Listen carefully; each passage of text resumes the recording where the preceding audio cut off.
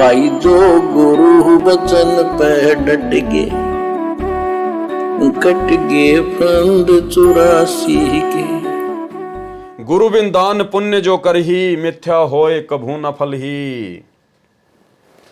गुरु बिन भरम न छूटे भाई, और कोटि उपाय करे चतुराई। पहले गुरु जी से ज्ञान समझें कि कहाँ दान देना चाहिए, किसको दान देना चाहिए, कौन सुपात्र है, कौन कुपात्र है।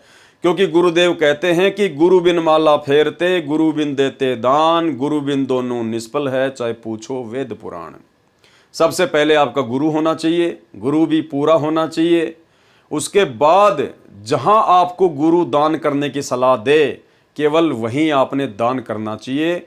और गुरु हमें सलाह देते हैं कि गुरु जी के अलावा किसी को भी दान रूप में पैसा नहीं देना चाहिए, किसी को भी ज्योति पाठ का पैसा नहीं देना चाहिए। क्योंकि सतगुरु के अलावा 21 ब्रह्मांड में कोई भी जीव सुपात्र नहीं है, सब के सब कुपात्र हैं। और कुपात्र को दिया गया दान आपको लाभ की जगह हानि देगा।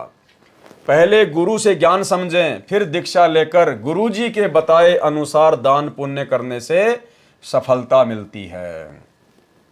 आपको एक छोटा सा सत्संग सुनाता हूं संत रामपाल जी का, जिसमें उन्होंने कहा है कि पाठ करवाने से पहले अपने गुरुदेव से आज्ञा लेनी पड़ती है, आज्ञा लेनी चाहिए।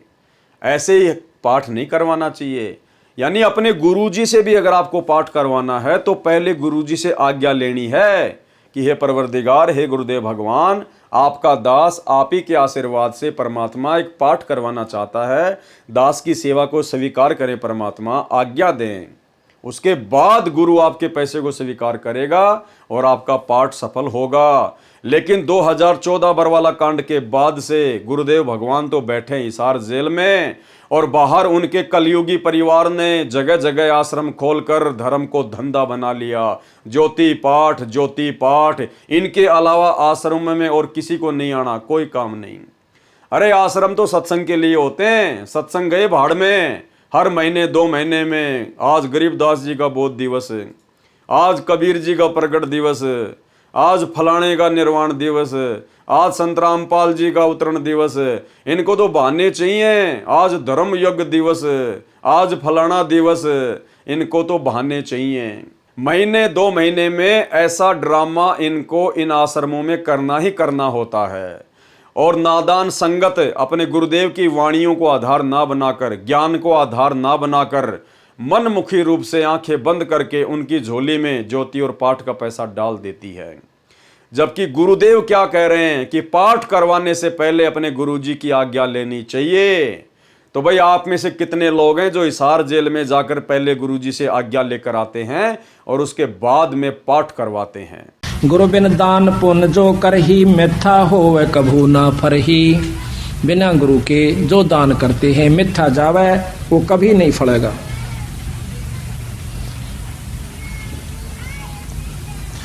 गुरु बिन होम यज्ञ जो साधे, और 10 मन पातक लागे। गुरु बिन कोई पाठ, कोई हवन ये नहीं करवाना चाहिए, गुरु की आज्ञा लेकर फिर करवाना चाहिए। पहले गुरुजी से ज्ञान समझें, फिर दीक्षा लेकर गुरुजी के बताए अनुसार दान पुण्य करने से आध्यात्मिक सफलता मिलती है। गुरु बिन दान आदि कर्म करने से कोई लाभ नहीं होता। गुरु के बिना भ्रम अर्थात शंका का नाश नहीं हो सकता, चाहे व्यक्ति कितनी ही चतुरता क्यों ना करता रहे। अब हम सत्सेवक क्या करते हैं? हम गुरुदेव भगवान के विधान को फॉलो करते हैं, हम गुरुदेव के सत्संगों को फॉलो करते हैं। हमें वर्तमान में पता है कि 2014 बरवाला कांड के बाद से ये हमारी परीक्षा चल रही है, और परीक्षा के समय में कितना सावधान होकर बैठना पड़ता है। हमने यदि पाठ करवाना है तो पाठ तो करवाया जाता है अपने गुरुजी से, अपने गुरुजी के हाथों में पैसा देना होता है और अपने गुरुजी से आज्ञा प्राप्त करनी होती है। लेकिन अब हम ऐसी स्थिति में नहीं है, क्योंकि हम अपने गुरुदेव से मिल नहीं सकते, आम भगत उनसे मिल नहीं सकता, क्योंकि गुरुदेव के ऊपर देशद्रोह का झूठा मुकदमा लगा हुआ है। जिन लोगों को कोर्ट के द्वारा उनसे मिलने की परमिशन है, केवल वो ही मिल सकते हैं। भाई उनके तो लाखों शिष्य हैं, और लाखों शिष्य यदि कोर्ट में जाएंगे कि साहब हम अपने गुरुजी से मिलना चाहते हैं, तो कोर्ट परमिशन नहीं देगा। कोर्ट कहेगा भैया उनके तो लाखों फॉलोवर हैं, फिर हमारा तो यही काम है आप लोगों को परमिशन देना। तो कोर्ट आम भगत को परमिशन नहीं देगा, तो गुरुजी से आज्ञा हम ले नहीं सकते। तो ऐसी धर्म संकट की स्थिति में हम क्या करें? उसी लिए तो गुरुजी ने 30 साल से सत्संग सुनाए हैं, वरना फिर सत्संग किस लिए दिए? अचार डालने के लिए थोड़ी दिए हैं। जब ऐसी परिस्थितियां भगत के सामने उत्पन्न हो, उस समय भगत ने अपने गुरुजी के सत्संगों को ही आधार बनाना पड़ता है।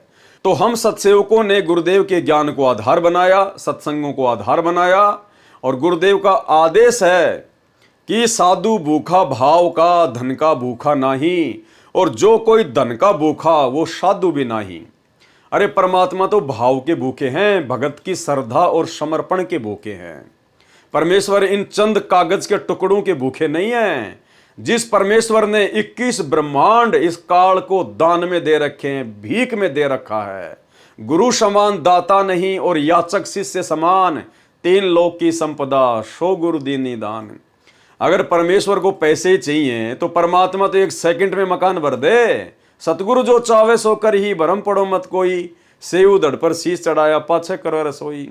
सतगुरु तो मुकेश अंबानी के अंदर सत प्रेरणा कर देगा, 1 सेकंड में उनके शरण में आ जाएगा और अपने 10 लाख करोड़ की संपत्ति उनके चरणों में रख देगा। लेकिन सतगुरु कागज के नोटों का भूखा नहीं है, सतगुरु भाव का भूखा है। साधु भूखा भाव का, धन का भूखा नहीं। तो ऐसी परिस्थितियों में क्या करना चाहिए भगत को? भगत ने अपने घर पर जहां उसने गुरु का दरबार लगा रखा है, वहां गुरुदेव को दंडवत करके ज्योति या पाठ का संकल्प करना चाहिए कि हे गुरुदेव भगवान, ये दास या दासी आप जी के चरणों में विनती करती है, प्रार्थना करती है, आपको अनंत कोटि दंडवत करते हुए आप जी को पाठ प्रकाश का संकल्प करती है। हे परमेश्वर, आपको इन चीजों की आवश्यकता नहीं है, लेकिन परमेश्वर मुझे मेरे आत्म कल्याण के लिए आपके दिशा निर्देश में पाठ करवाना अति आवश्यक है। आपने कहा है कि साल में 1 बार भगत को पाठ अवश्य करवाना चाहिए, संकल्प करना चाहिए पाठ का। आप सत्संग सुनिए गुरुजी का, हमेशा गुरुजी ये करते हैं कि भगत को साल में 1 बार पाठ का संकल्प अवश्य करना चाहिए। घर में पैसा नहीं है तो भी संकल्प करना चाहिए, पैसे की व्यवस्था भी परमात्मा ही करवाएगा।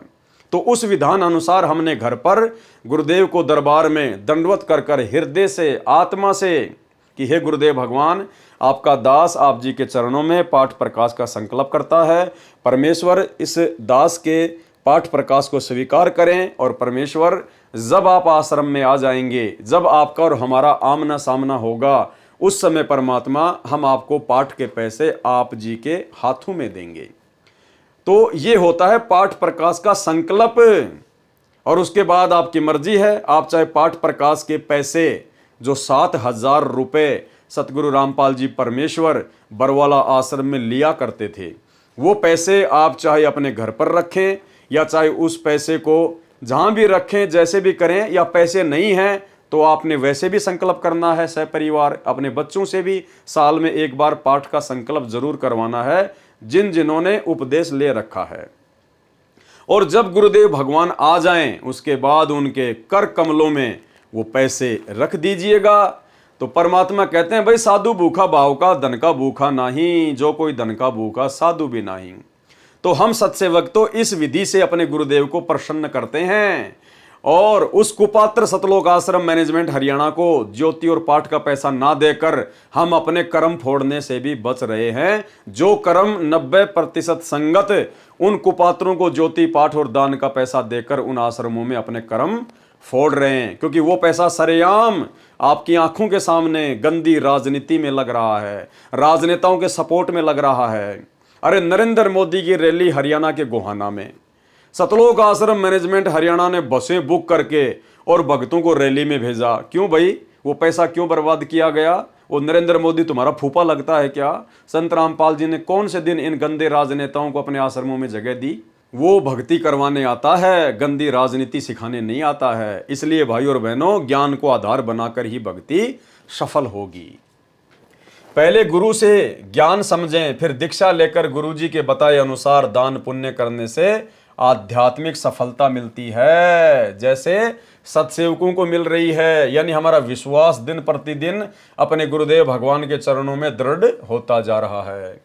गुरु बिन दान आदि कर्म करने से कोई लाभ नहीं होता। गुरु के बिना भ्रम शंका का नाश नहीं हो सकता, चाहे व्यक्ति कितनी ही चतुरता करता रहे। भाई जो गुरु बचन पे डट गे, कट गे फंद 84 के, कट गे फंद 84 के, कट गे फंद 84 के।